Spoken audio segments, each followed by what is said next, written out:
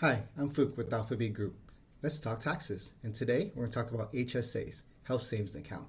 Now, what an HSA is that it is a savings account that allows you to save for medical expenses, but there are a lot of tax benefits to it. The first tax benefit is that it's a tax deduction, so money that you put in is tax deductible.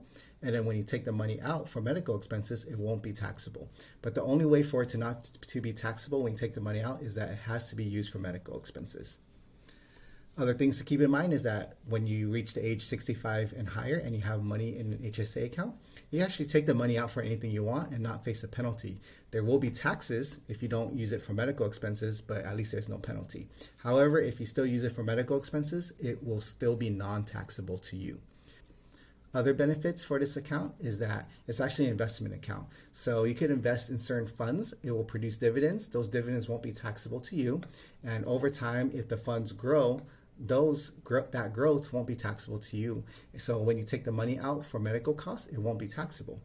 Other thing you want to be sure about is that your contribution due date is actually April 15th of the following year. So if you're trying to do it for 2020 tax return, the due date is actually April 15th of 2021. Now, how to qualify for an HSA?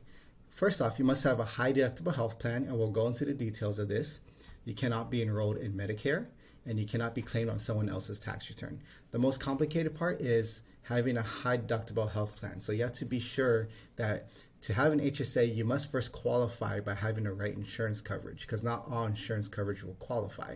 The easiest way to know is just call your insurance company, ask them, does your coverage allow for an HSA account? And they'll just say yes or no. Usually when you sign up, it'll have a little asterisk saying that it's HSA qualified.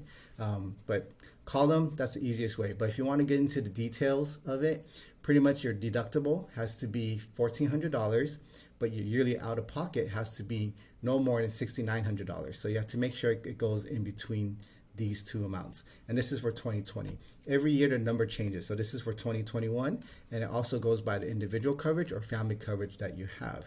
So if you're watching this in like year 2023 or 2024, make sure you're finding the updated figures for this.